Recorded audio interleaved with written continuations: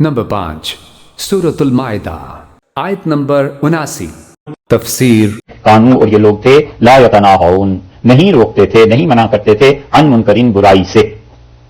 برے کام سے، فعلو جو یہ کر رہے تھے، لبئسا سو کیا ہی برا ہے کام، ما وہ کام کانو یفعلون جو کچھ کہ یہ کرتے تھے. اس آیت کریمہ کے 2 ترجمے کیے گئے ہیں اور اصل میں یتناہون کا ترجمہ جو ہے یہ ہے مختلف بھی، اس پہ ہوا ہے مفسرین کا اختلاف کہ اس کا ترجمہ کیا ہے.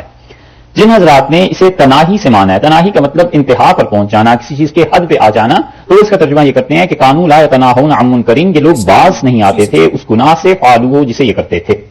کوئی ایک گناہ ہو تو اللہ اس کا ذکر وہاں فرمائے، اتنے گناہ پہ کہ انہوں نے طے کیا ہوا تھا زندگی میں کہ کوئی بھی گناہ ہو جائے ہم نے اسے نہیں چھوڑنا. ایک ترجمہ تو یہ ہو گیا کہ تناہی کانو لا یتناہون، یہ باز نہیں آتے تھے، ایک بات تو یہ ہو گئی. اور بعض حضرات کہتے ہیں کہ یہ تناہون جو لفظ آیا ہے یہ تفاعل کے باب سے ہے، اور تفاعل کے باب کا مطلب یہ ہے کہ ایک دوسرے کے ساتھ کسی چیز کا تعلق ہونا.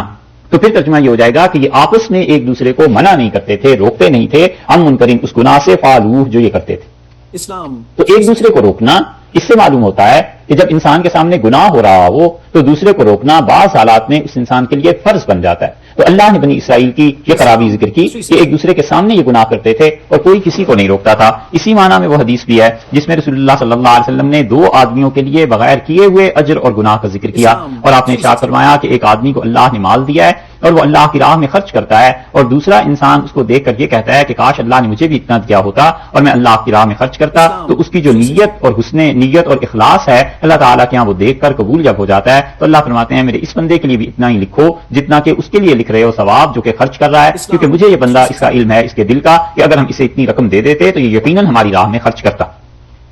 اور دوسرا رسول اللہ صلی اللہ علیہ وسلم وہ آدمی ہے جو کسی گناہ کو دیکھتا ہے اور اس پہ تمنا کرتا ہے کہ کاش میں بھی اس گناہ میں شریک ہوتا. اور ایک روایت میں آتا ہے کہ وہ گناہ کرتے ہوئے کسی کی خبر، کسی کی اطلاع ملتی ہے کہ فلاں جگہ پہ یہ گناہ ہوتا ہے اور یہ اس سے راضی ہے، اطمینان ہے اسے کہ وہ گناہ ہوتا رہے، اور تمنا کرتا ہے کہ کاش اس کی بھی شرکت ہوتی. تو رسول اللہ صلی اللہ علیہ وسلم فرمایا اس کے متعلق بھی لکھ دیا جاتا ہے کہ یہ بھی اس گناہ میں شریک ہے، حالانکہ اس نے کیا نہیں ہوتا، لیکن ایک غلط کام پر اپنی رضامندی کا اظہار کرنا یہ اس بات کی دلیل ہے کہ وہ چاہتا ہے اللہ کی نافرمانی ہوتی رہے. تو اس لیے آدمی سوچ سمجھ کے بات کرے اور سوچ سمجھ کے اقرار کرے. یہ بنی اسرائیل کی خرابی یہاں یہی بتائی گئی کہ لا یتناہون عن منکر فعلوہ، یہ ایک دوسرے کو باز نہیں کرتے تھے، ایک دوسرے کو منع نہیں کرتے تھے جو کام برے یہ کر رہے تھے. چاہیے تھا کہ ایک دوسرے کو روکتے اور ایک دوسرے پر پابندی لگاتے. عبداللہ ابن مبارک رحمۃ اللہ کے زمانے میں ان کے سامنے ایک آدمی رہتا تھا اور وہ کرتا کیا تھا، سارا دن عبداللہ ابن مبارک رحمۃ اللہ علیہ نے اسے خواب میں دیکھا اس کی وفات کے بعد. اور ابن مبارک رحمۃ اللہ علیہ کا بڑا مقام تھا، تبع تابعین میں سے تھے، حدیث کے امام تھے، بہت زیادہ ان کی خدمات ہیں. اور امام ابو حنیفہ رحمۃ اللہ علیہ کی مجلس جو تھی فقہ کے لیے قائم، اس کے ایک رکن بھی وہ تھے، فتویٰ دیتے تھے امام صاحب رحمۃ اللہ علیہ کے قول پہ. اور انہوں نے اپنے پڑوسی کو دیکھا جو ان کے گھر کے بالکل ہی سامنے رہتا تھا، اور عبداللہ ابن مبارک رحمۃ اللہ علیہ کہتے ہیں مجھے اس کے متعلق بتایا گیا خواب میں کہ جنت میں اس کو وہی مقام ملا جو عبداللہ ابن مبارک رحمۃ اللہ علیہ کو مقام ملا، دونوں کا مقام ایک ہی تھا. تو ابن مبارک رحمۃ اللہ علیہ کہتے تھے کہ مجھے حیرت ہوئی اس انسان پہ کہ کس وجہ سے مقام ملا، اور پتا چلا خواب میں بتایا گیا کہ تم جب رات کو نماز پڑھتے تھے اور جب تم عبادت کرتے تھے تو یہ تمہیں دیکھتا تھا اور تمنا کرتا تھا کہ کاش میں بھی ایسی ہوتا جیسے ابن مبارک ہیں. تو اللہ نے جنت میں دونوں کا ایک ہی مقام کر دی. اور ابن مبارک رحمۃ اللہ علیہ فرماتے تھے اس آدمی کا کام کیا تھا، وہ سارا دن لوہے کا کام کرتا تھا اور فرض نماز پڑھ لیتا تھا، اور رات کو آتا تھا تھکا ہوا اور کہتا تھا کہ اب تو ہمت نہیں ہے خدا کی عبادت کی بھی، بس اتنا تھک گیا ہوں. وہ لیٹ جاتا تھا اور تمنا کرتا تھا کہ کاش اللہ مجھے توفیق دیتا تو میں عبداللہ ابن مبارک رحمۃ اللہ علیہ کی طرح خدا کی عبادت کرتا. اللہ نے مقام ایک کر دیا. یہ چیز ہے کہ انسان نیکی کے کام کو دیکھ کے جو خوش ہوتا ہے کہ اچھا ہے یہ لوگ کام کر رہے ہیں تو اللہ تعالیٰ اس کی حسن نیت کو قبول کر لیتا ہے. اور اسی طرح جب کوئی آدمی گناہ کو دیکھ کے خوش ہوتا ہے تو وہ جو نیت کی خرابی اور بربادی ہے یہ اس انسان کو گناہ کار بنا دیتی ہے. اور اس سے ایک اور بات بھی فقہا نے ثابت کی ہے، اور وہ کہتے ہیں کہ اس کا مطلب یہ ہے کہ جہاں پر گناہ ہو رہا ہو انسان اس پر نکیر کرے، انسان کو چاہیے کہ اس گناہ سے برات کا اظہار کرے اور صاف کہے کہ میں اس گناہ سے راضی نہیں، اور روکے. اور روکنا اپنے اپنے درجے کی چیز ہے. اگر ہے بادشاہ اور حاکم وقت ہے وہ اس گناہ کو روکے گا قوت کے ساتھ، اور اگر کوئی ناصح ہے نصیحت کر سکتا ہے اور اس کا بس اور اختیار نہیں چلتا زبان سے کہہ دے، اتنا بھی نہیں ہے تو پھر دلی سے برا سمجھے گا. یہ تینوں درجات انہوں نے متعین کیے ہیں. اور اسی طرح ہر آدمی کو گناہ سے روکنا بھی نہیں چاہیے. سمجھنا چاہیے کہ اس آدمی کو اگر اس گناہ سے روک دیا تو پھر اس کے بعد یہ کیا کرے گا. اگر یہ ڈر ہو کہ فی الحال اگر اس کام پہ اسے نہ روک دیا گیا تو پھر یہ چڑ کے اس سے بھی بدتر گناہ کرے گا، اس سے بھی زیادہ گناہ کی بات کرے گا، تو پھر اس گناہ پہ نہیں روکنا چاہیے. یہ حکمت کی بات ہے جو فقہا نے لکھی ہے. ابن قیم رحمۃ اللہ علیہ نے اپنے شیخ ابن تیمیہ رحمۃ اللہ علیہ کا واقعہ بیان کیا، اور وہ کہتے ہیں کہ ابن تیمیہ رحمۃ اللہ علیہ نقیر میں بہت شدید تھے. جہاں بھی گناہ کوئی ایسی بات دیکھتے تھے تو بہت زیادہ اس پر تنقید بھی کرتے تھے اور بہت زیادہ منع بھی کرتے تھے، رد کرتے تھے اس کا. اور ایک دن جمعے کی نماز ہم پڑھ کر نکلے تو یہ جو تاتاری تھے یہ ایک جگہ بیٹھ کر شراب پی رہے تھے. تو شیخ نے انہیں دیکھا اور خاموشی سے گزر گئے،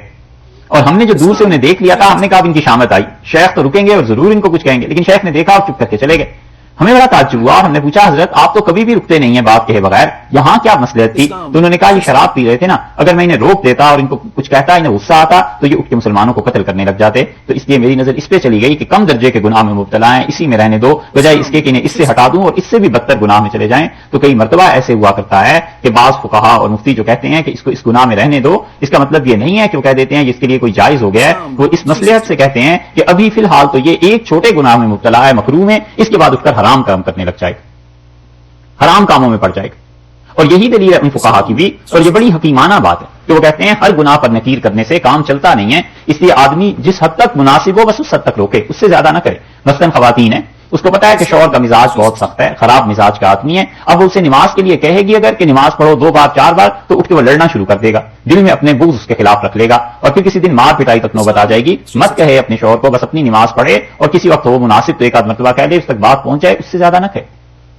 کیونکہ وہ اس سے بڑا گناہ کرے گا۔ یہی حال شوہروں کا بھی ہے کہ بیوی کے ساتھ معاملہ ہے تو کوئی غلط بات ہے اس کو مناسب طور پر نصیحت کر دے، باقی اس سے زیادہ نہ کرے، وگرنہ پھر اس سے زیادہ اگر شر پھیلے گا تو وہ بہت زیادہ شدید بھی ہو جاتا ہے، اولاد کی تباہی ہو جاتی ہے، گھر کی تباہی ہو جاتی ہے، اور بہت سی صورتیں بن جاتی ہیں، خاندان میں فساد پھیلنے لگتا ہے۔ تو ہمارے دور میں تو جس حد تک مناسب ہے بس اتنی بات آدمی کہہ دے کہ بھائی یہ کام نہ کرو، یہ دیکھو اس میں گناہ ہے، غلط بات ہے، آگے چھوڑ دے۔ ہر آدمی کی اپنی اپنی قبر ہے، اور ہر آدمی نے اللہ کے وہاں پہنچ کے اپنا اپنا جواب دینا ہے۔ کبھی کبھی آدمی جو چھوٹے شریر اور چھوٹی شرارت پہ نہیں رک جاتا، وہ پھر اس کی بڑی شرارت دیکھنی پڑتی ہے۔ ایسی طبیعت ہمارے وقت میں ہو گئی ہے کہ اگر آپ کسی کی تھوڑی شرارت برداشت نہیں کریں گے تو وہ اس سے بڑی شرارت میں پڑ جائے گا۔ قرآن نے دوسرے پارے میں ایک جگہ پر کہا ہے، اللہ نے فرمایا اخذتہ العزۃ بالاسم، پھر اسے گناہ اس کو ترقی دیتا ہے، اس کے غلبے میں، اس کی عزت میں، اس کی نخوت میں، غرور میں۔ یعنی اگر روکا آپ نے کسی کو غلط کام پہ تو اس سے بڑھ کر غلط کام دوبارہ کرے گا، تاکہ پتا چلے کہ صاحب آپ ہمیں روکتے ہیں، دیکھ لیں ہم اس سے بھی بدتر کام کر سکتے ہیں۔ یہ زیادہ شرارت کی چیز۔ معلوم ہوا کہ کسی کو تھپڑ سے روکا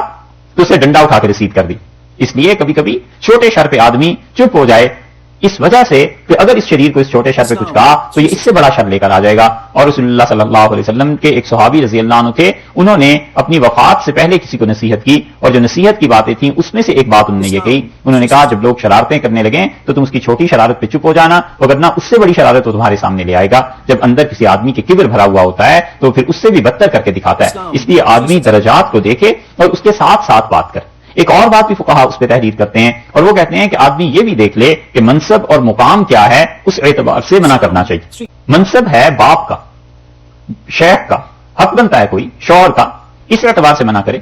اور منصب صرف رشتہ داری کا ہے تو اس سے کم درجے میں، محلہ ہے تو اس سے بھی کم درجے میں، کیونکہ کسی کا کچھ پتا نہیں ہے اس کا مزاج اور اس کی طبیعت کیسی ہو۔ تو جتنا جتنا آدمی کے حقوق دور اور کم ہوتے چلے جاتے ہیں، اسی اعتبار سے بعض فقہا کے نزدیک ذمہ داریاں بھی کم ہوتی چلی جاتی ہیں، کیونکہ شر اتنا زیادہ پھیل چکا ہے کہ کسی کو منع کریں تو اس سے زیادہ مصیبتیں دیکھنی پڑتی ہیں۔ اس لیے یہاں پر فرمایا کہ کانوا لا یتناہون عن منکر فعلوہ، یہ ایک دوسرے کے سامنے گناہ کرتے تھے اور ایک دوسرے کو روکتے نہیں تھے۔ لبئس ما کانوا یفعلون، اور کتنی ہی بری بات ہے، کتنا ہی برا کام ہے جو یہ کر رہے تھے۔ اس پہ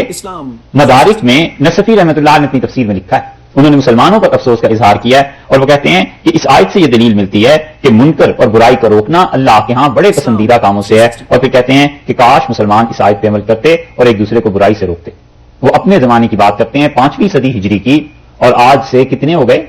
100 سال، یعنی 1000 سال پہلے کی وہ بات کرتے ہیں، اور اگر اس دور میں ہوتے تو پھر کیا کہتے؟ وہ کہتے ہیں کاش مسلمان اس پہ عمل کرتے اور ایک دوسرے کو گناہوں سے روکتے، برے کاموں سے روکتے، تو معاشرے کی اصلاح ہو جاتی، معاشرہ سنور جاتا۔ اب اگر برے کاموں سے مسلمان روکیں ہمارے دور میں تو پھر دیکھو کیا آفت، کیا تباہی، کیا کیا چیزیں سننی پڑتی ہیں۔ اس لیے حضور اقدس صلی اللہ علیہ وسلم نے ایک حدیث میں یہ جو فرمایا ہے نا، بعض بزرگ کہتے ہیں کہ اسی دور کے متعلق وہ حدیث ہے اور اس دور میں اس پہ عمل کرنا چاہیے، جس میں رسول اللہ صلی اللہ علیہ وسلم نے فرمایا کہ جب تم دیکھو ہر آدمی اپنی خواہش پہ مر مٹا ہے، اور جب تم یہ دیکھو کہ اس امت کے بعد والے آنے والے لوگ یہ پچھلوں پر تنقید کرتے ہیں اور ان کی برائیاں بیان کرتے ہیں، اور جب تم یہ دیکھو کہ لوگوں نے حکومت کے ٹیکس کو غنیمت کے مال کی طرح کھانا شروع کر دیا، اور جب تم دیکھو کہ زکوٰۃ بند ہو گئی ہے، اور جب تم دیکھو لوگوں نے ان کی مسجدیں ہدایت سے خالی ہو گئی ہیں، تو پھر تم اپنی راہ کو احتیاط کرنا اور اپنے دین کو بچانے کی فکر کرنا، کسی کے کام میں نہ پڑنا، اور حتیٰ کہ کوئی تم سے آ جائے اور کہے کہ میں تمہیں قتل کرنا چاہتا ہوں تو فرمایا اپنی تلوار توڑ کر پھینک دینا، اور اسے کہنا کہ اگر تم مجھے قتل کرو گے تو میرا گناہ بھی اور اپنا گناہ بھی، یہ سب چیزیں تم سمیٹ کے دنیا سے لے کے جاؤ۔ منع فرماتی ہے کہ پھر نہ لوگوں کے درمیان بولنا، پھر اپنے دین کی فکر کر. اس لیے بعض بزرگ کہتے ہیں اب یہ دور آ گیا ہے کہ اس میں بجائے زیادہ تنقید اور زیادہ لوگوں کو سمجھانے کے بس چپ کر کے اپنے کام سے کام رکھے اور اللہ تک پہنچنے کی راہ تلاش کرے، جستجو کرتا رہے، وگرنہ انسان اللہ کے دین کا راستہ بھلا دے گا. تو اللہ تعالیٰ نے فرمایا لبئس ما کانوا یفعلون، کتنی ہی بری بات ہے جو یہ لوگ کرتے تھے. یعنی برائی کو نہ روکنا، خود اس کے متعلق فرما دیا کہ یہ بہت بری بات ہے.